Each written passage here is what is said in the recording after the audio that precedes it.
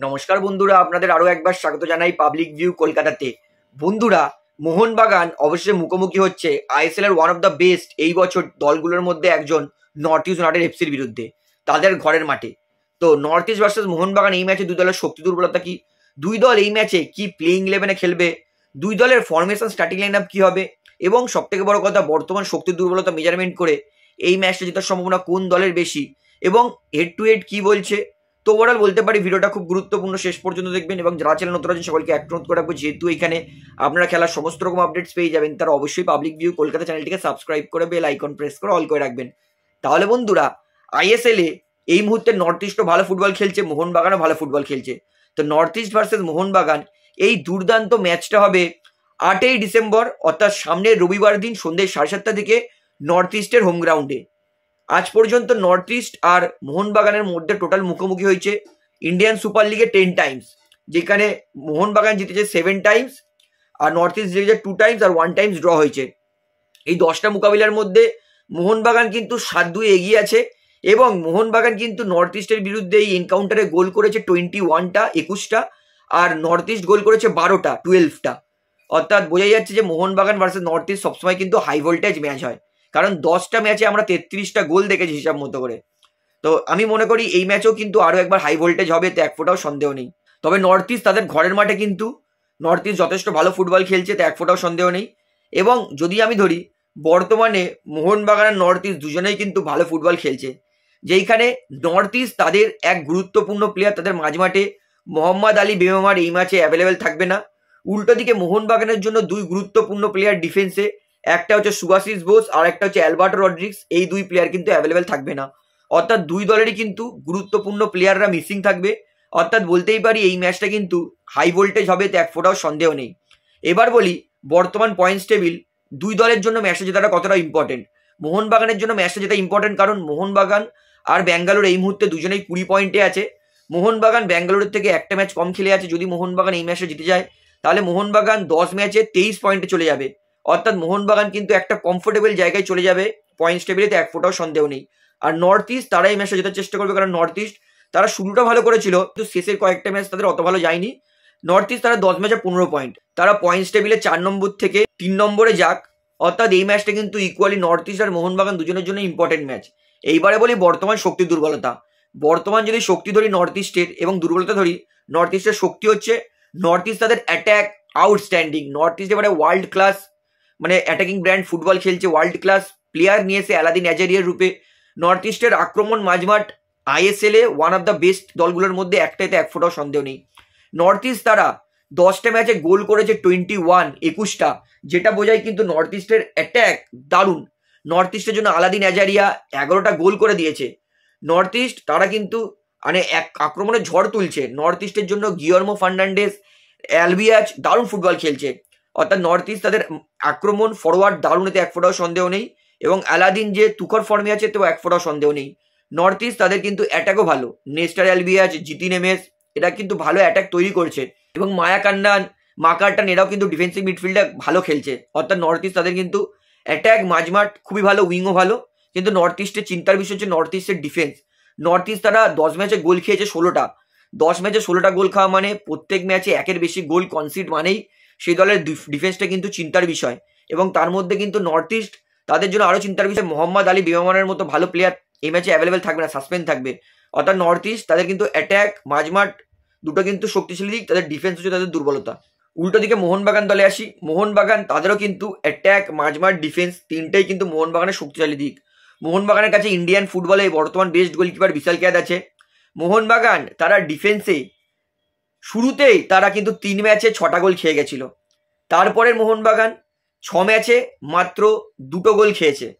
মোহনবাগান তারা 9 ম্যাচে 8টা গোল খেয়েছে, মানে বোঝা যাচ্ছে মোহনবাগানের কিন্তু ডিফেন্স আইএসএল এর বেস্ট। তবে ডিফেন্সে মেন দুই স্তম্ভ প্লেয়ার অ্যালবার্টো আর সুভাশিস এই ম্যাচে অ্যাভেলেবেল থাকবে না।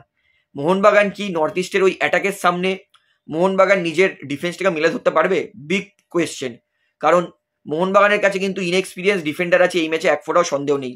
তবে বলো মোহনবাগানের কাছে কিন্তু একটা সুবিধা আছে, নর্থ ইস্টের পুরোপুরি খেলা তৈরি হচ্ছে আলাদিন অ্যাজারির ওপর ভরসা করে। যদি আশিস রায় আলাদিনকে ভালোভাবে মার্ক করে রাখতে পারে, যেটা ডিফিকাল্ট, যদি আশিস রায় আলাদিনকে ধরে রাখতে পারে, আমি মনে করি নর্থ ইস্ট তারা 1 গোলের বেশি হয়তো করতে পারবে না, কারণ অ্যালাদিন নর্থ ইস্টের 21টা গোলের মধ্যে 11টা নিজে একা করেছে।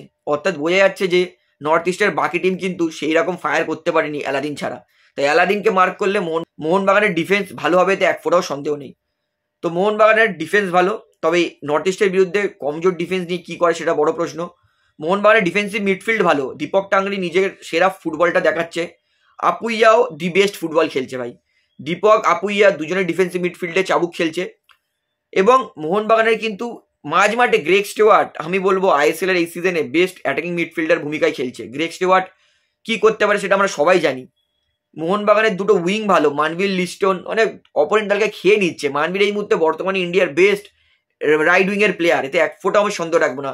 লিস্টন এই মুহূর্তে বেস্ট বাঁদিকের প্লেয়ার ইন্ডিয়ান ফুটবলে, এটাও আমি এক ফোঁটাও সন্দেহ নেই। মোহনবাগানের খালি ফরওয়ার্ড জেসন কামিন্স এবং ম্যাকলারেন দুজন কিন্তু এখনো সেই ছন্দ ধরে রাখতে পারেনি, তবে জেসন কামিন্স লাস্ট ম্যাচে ভালো গোল করেছে। তো দেখা যাক, মোহনবাগানের আমি অ্যাটাক, মাঝমাঠ, ডিফেন্স তিনটাকে স্ট্রং বলবো। তবে মোহনবাগানের দুর্বলতা হচ্ছে মোহনবাগানের ফরওয়ার্ড, কারণ মোহনবাগানের ফরওয়ার্ড এখনো কিন্তু সেরকম খেলা দেখাতে পারিনি। তো বন্ধুরা এইবারে আসি প্লেইং 11-এ। সবার প্রথমে নর্থ ইস্ট দলে, নর্থ ইস্ট তাদের কোচ জুয়ান পেদ্রো বানালি নর্থ ইস্টকে আরও একবার 4-2-3-1 ফরমেশনে খেলাবে, যেটা অনেকটাই সেফ ফরমেশন, কারণ এটাতে কিন্তু ডিফেন্সটা বেশি মন দেওয়া যায়, অ্যাটাকটা কিন্তু মোটামুটি ঠিকঠাক হয়ে যায়। গোলকিপারে থাকবে গুরমিত সিং, 4-এর ডিফেন্স। রাইট ব্যাকে থাকবে দানিশ, যে সাসপেনশন থেকে ফিরবে। লেফট ব্যাকে থাকবে সামতে, ভালো খেলছে। দুটো সেন্টার ব্যাক, সেটা থাকবে আসির আক্তার, দারুণ ফুটবল খেলছে, এবং তার পাশাপাশি মার্ক জোবাকো। এই 4টে থাকবে নর্থ ইস্টের আপনার ডিফেন্স। নর্থ ইস্ট তার দুটো ডিফেন্সিভ মিডফিল্ড, সেটা থাকবে ম্যাকারটান আর মায়াকান্নান। অর্থাৎ এই 6জন নর্থ ইস্টের কিন্তু ডিফেন্স করবে। এবং আমি নর্থ ইস্টের ফরওয়ার্ডে মানে অ্যাটাকিংয়ে 3টে বিদেশি কেন খেলিয়েছি, তার বড় কারণ হচ্ছে নর্থ ইস্টের কোচ জানে মোহনবাগানের ডিফেন্স এই মুহূর্তে নড়বড়ে, আর শুরুর দিকে অ্যাওয়ে ম্যাচ আরও সেকি ডিফেন্স হবে মোহনবাগানের। তাই শুরুর দিকে প্রথম 45 মিনিটেই জুয়ান পেদ্রো বানালি কেন, যে কোনো বুদ্ধিমান কোচ এটাই করবে, শুরুর 45 মিনিটেই 2-3 গোল করার চেষ্টা করে ওখানেই ম্যাচটাকে কিল করে দেওয়ার চেষ্টা করবে। অর্থাৎ আমি শিওর জুয়ান পেদ্রো বানালি এটাই তার স্ট্র্যাটেজি হবে, যে শুরুতেই মোহনবাগানের ডিফেন্সের ওপর প্রেশার দিয়ে দাও, মোহনবাগানের ডিফেন্সে ব্যাকফুটে সরে দাও, মোহনবাগানকে পিছনে সরিয়ে দাও, মোহনবাগানের 45 মিনিটে 2-3টে গোল করার চেষ্টা করো। তাহলে কিন্তু মোহনবাগান ম্যাচে আর ফিরে আসা খুবই ডিফিকাল্ট হয়ে যাবে, কারণ প্রথমভাবে 3 গোল খাওয়া পরে কোনো দল যে ফিরে আসবে এটা কিন্তু ডিফিকাল্ট আছে। তাই জুয়ান পেদ্রো বানালি শুরুতেই নিজের আক্রমণের দিকে 3টে বিদেশি খেলিয়ে কিন্তু মোহনবাগানের বিরুদ্ধে চাপ ফেলার চেষ্টা করবে। অর্থাৎ ডান দিকে থাকবে জিতিন এমএস, যে কোনো বিদেশির থেকে কম ভালো ফুটবল খেলছে না।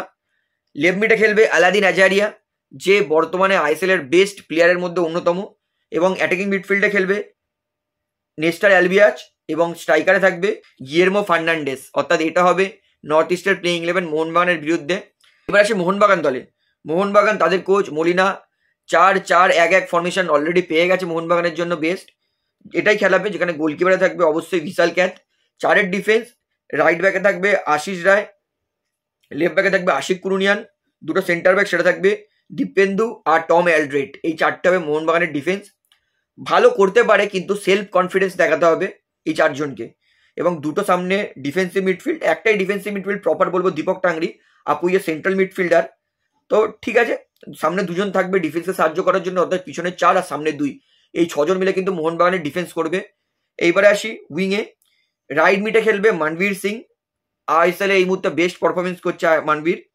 লেফট মিডে খেলবে লিস্টন কোলাসো, আউটস্ট্যান্ডিং ছন্দে আছে লিস্টন, এতে এক ফোঁটাও সন্দেহ নেই। অ্যাটাকিং মিডফিল্ডে খেলবে গ্রেগ স্টুয়ার্ট কি করতে পারে আমরা সবাই জানি। এবং স্ট্রাইকারে থাকবে জিমি ম্যাকলারেন অথবা জেসন কামিন্স, দুজনের মধ্যে একজন। তবে আমি জেসন কামিন্সকে এই ম্যাচে স্টার্ট দেবো, কারণ জেসন কামিন্স লাস্ট ম্যাচে ইমপ্রেস করেছে, তাই জেসন কামিন্স স্টার্ট পাবে। এবং অবশ্যই সেকেন্ড হাফে পেট্রাটস আর জিমি ম্যাকলারেন সুযোগ পাবে। তো এটা হবে মোহনবাগানের প্লেইং 11 নর্থ ইস্টের বিরুদ্ধে। তো মোহনবাগানকে যদি এই ম্যাচে জিততে হয়, তাহলে অপোনেন্ট দলের সব থেকে বেস্ট প্লেয়ার আলাদিন আজারিয়া, তাকেই মার্ক করে রাখো, তাকে নড়তে দিও না, তাহলে কিন্তু নর্থ ইস্টের গোল সংখ্যা কিন্তু কমে যাবে। নর্থ ইস্ট সেক্ষেত্রে একটার বেশি গোল করতে পারবে বলে আমার তো মনে হয় না। তো তাছাড়া কিন্তু মোহনবাগানের জন্য সামান্য দুর্বলতা হতে পারে, তবে মোহনবাগানও একটা পজিটিভ দিক অ্যাপ্লাই করতে পারে। মোহনবাগান খেপে খেপে অ্যাটাক করতে পারে। মোহনবাগান ডিফেন্স করুক করতে করতে যখনই সুযোগ পাবে তখনই অ্যাটাকে যাবে, এটা মোহনবাগানের স্ট্র্যাটেজি হবে। অ্যাওয়ে ম্যাচ, তাই মোহনবাগানকে কিন্তু মেক শিওর করতে হবে এই ম্যাচ থেকে যাতে 1 পয়েন্ট পেলেও পেতে পারে। তো বন্ধুরা, দুই দলের শক্তি দুর্বলতা, প্লেইং 11 সমস্তটাই আপনাদের জানিয়ে দিচ্ছি। তো আপনার কি মনে হয় এই ম্যাচটা কোন দল জিতবে সেটা আমাকে কমেন্টে জানাবেন। তাহলে ভিডিওটা এখানে শেষ করছি। আশা করি ভালো লাগলো। তো ভিডিওটি ভালো লাগলে অবশ্যই লাইক করুন, কমেন্ট করুন, শেয়ার করুন এবং চ্যানেলে যারা নতুন আছেন সবাইকে একটা নতুন অবশ্যই পাবলিক ভিউ কলকাতা এই চ্যানেলটিকে সাবস্ক্রাইব করে বেল আইকন প্রেস করে অল করে রাখবেন। ধন্যবাদ।